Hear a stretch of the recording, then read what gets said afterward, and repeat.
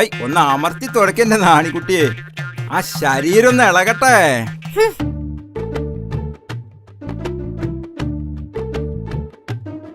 നാണിയോട് ഞാൻ പറഞ്ഞിട്ടുണ്ട്, പൂമൂത്ത ആണുങ്ങൾ ഇരിക്കുമ്പോ അവിടെ കയറി തുടക്കരുതെന്ന്. അങ്ങനെ നോക്കി അവിടെ അടിയും തുടങ്ങി നടക്കില്ല.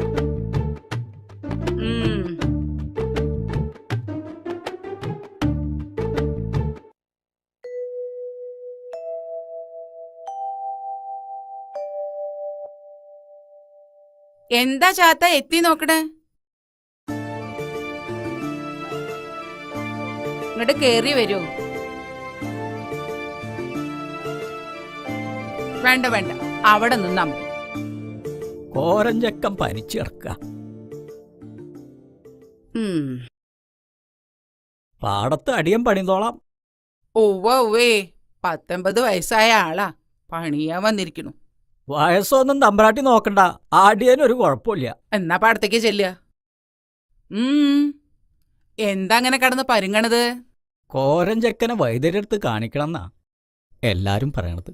തീരെ വൈ. ഇതിനൊക്കെ ചുക്കും കുരുമുളകിട്ട് കഷായം വെച്ച് തിളപ്പിച്ച് കുടിക്കല്ലാതെ വൈദ്യരെ കാണിക്ക. അതൊക്കെ ചെയ്തു, എന്നിട്ടും ഭേദമില്ല. കുറച്ച് കായ് ഇട്ടിരുന്നെങ്കിൽ. ഇവിടെ അങ്ങനെ പണം പെട്ടിയിലാക്കി അടച്ചു വെച്ചിരിക്കുന്ന പൊതുവേ ധാരണ.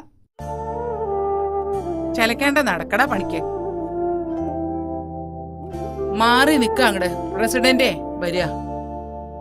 പ്രസിഡന്റ് വരിക, ഇരിക്കുക.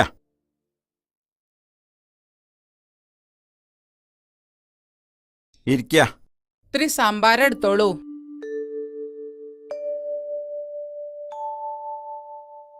ശ്രീകോവിലിന്റെ പുനരുദ്ധാരണം നടക്കുകയാണല്ലോ, അതിന്റെ ഒരു ഓട്ടത്തിലാണ് ഞാൻ.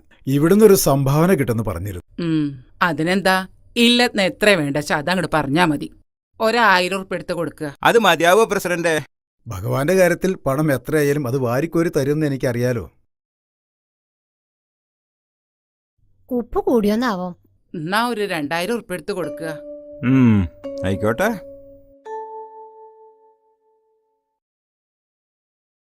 ദാനം സന്തോഷമായി തന്നെ സ്വീകരിക്കണമെന്നാണല്ലോ പ്രമാണം. എന്താ ഇവിടെ വായും പൊളിച്ച് നിൽക്കണോ? കോരഞ്ചക്കം പനിച്ചു കിടക്കുക. മനുഷ്യന്റെ കാര്യത്തിനേക്കാൾ കൂടുതൽ ദൈവത്തിന്റെ കാര്യത്തിലാണ് ഇവിടെ പ്രാധാന്യം. അല്ല മാഷയെ അമ്പലത്തിലേക്കൊന്നും കാണാനില്ലല്ലോ, തിരക്കാവുമല്ലേ? എനിക്ക് തിരക്ക് മനുഷ്യന്റെ കാര്യത്തിലാ.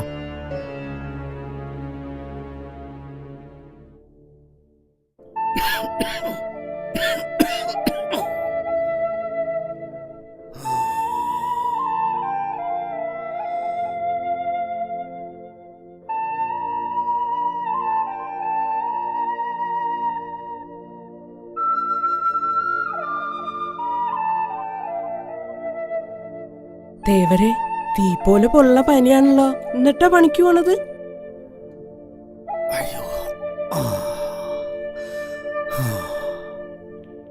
ചായ അടിച്ചോളി.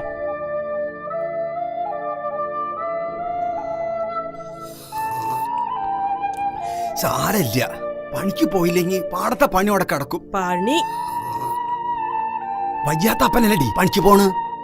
ഇജ്ജ് മിണ്ടാതൊരു ഭാഗത്ത് അവിടെ കടന്നോ. എനിക്കിപ്പോ 80 ആയിട്ടുള്ളൂ. ഇളിക്കൊന്നും വേണ്ട. എന്നോട് കൈക്കോട്ട് പണിയിൽ മുട്ടപ്പാടെ ഒരു ചെയർമാനായിട്ടില്ലടി. ആ ഇതാ പെരട പിന്നിൽ കൊണ്ടച്ചാ. ആ ഇനി പയങ്കഞ്ഞി ഉണ്ടെങ്കിൽ എടുത്തേക്കടി.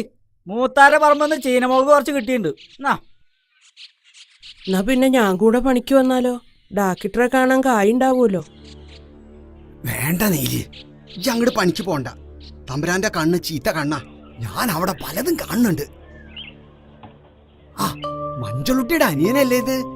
എന്താപ്പോ മൂത്താരുട്ടി ഈ വഴിക്കൊക്കെ ആവോ? അമ്മാവ എന്നെ അങ്ങനെ വിളിക്കല്ലേ, എനിക്കൊരു പേരുണ്ട്, രാമൻകുട്ടി. ഇത് മാഷ് തന്നയച്ചതാ. നമുക്ക് എത്രയും പെട്ടെന്ന് കോരൻ ചേട്ടനെ ആസ്പത്രിയിൽ എത്തിക്കണം.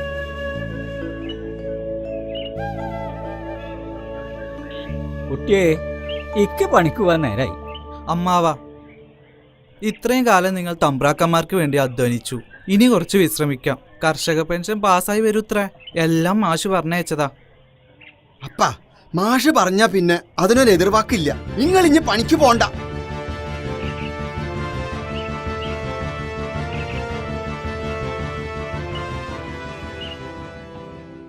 സഖാക്കളെ, ഞാൻ ദിവാകരൻ. മാഷ് എന്നെ ഏൽപ്പിച്ചിരിക്കുകയാണ് എല്ലാ കാര്യങ്ങളും. പാർട്ടിയുടെ തീരുമാനപ്രകാരമാണ് ഞാനിവിടെ എത്തിയിരിക്കുന്നത്. ഇനി നിങ്ങളുടെ എല്ലാ പ്രവർത്തനങ്ങൾക്കും ഞാൻ നിങ്ങളുടെ കൂടെ ഉണ്ടാവും.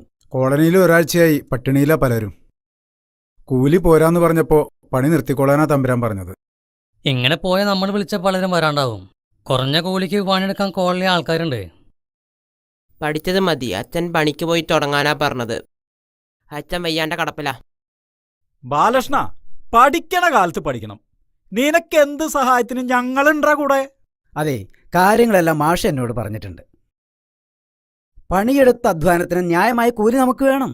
പിന്നെ കോളനിയിലെ എല്ലാ കുട്ടികളും സ്കൂളിൽ പോകണം. ഇവരുമായി കൂട്ടുകൂട്ടരുന്ന വീട്ടിൽ നിന്ന് പറയാറില്ലേ? കോളനിയിൽ നിന്ന് പലരും രഹസ്യമായി വീട്ടിൽ നിന്ന് പോവാറുണ്ട്. ഇത് ഗോപി. ചുരുക്കി പറഞ്ഞ നമ്മുടെ എതിരാളി കാര്യസ്ഥന്റെ മോനാ. ഇപ്പം നമ്മുടെ കൂടെ. നല്ലത്. നല്ലതിനെ തിരിച്ചറിയാനുള്ള വിവേകബുദ്ധിയുള്ള നിന്നെപ്പോലുള്ള കുട്ടികളാണ് ഇനി നമുക്ക് വേണ്ടത്. അടുത്ത ദിവസം ഞാൻ കോളനിയിൽ വരുന്നുണ്ട്. അന്ന് എല്ലാവരെയും കാണാം. കുട്ടിക്ക് പേടിയാണെങ്കിൽ നീലി പറഞ്ഞോളാം. അതൊന്നും വേണ്ട, മാഷ് സമ്മതിക്കില്ല. ഞങ്ങൾ തമ്മിൽ വയസ്സിന്റെ കാര്യത്തിൽ ഒരുപാട് ഡിഫറൻസ് ഉണ്ട്. അതെന്താ? നീൽ ചേച്ചി എന്നേക്കാൾ ഒരുപാട് പ്രായം കൂടുതലാണ്. മാഷ്ക്ക് കുട്ടിയെ ഇഷ്ടാണെന്ന് എന്റെ ഭർത്താവിനോട് പറയണത് ഞാൻ കേട്ടിരിക്കണ്.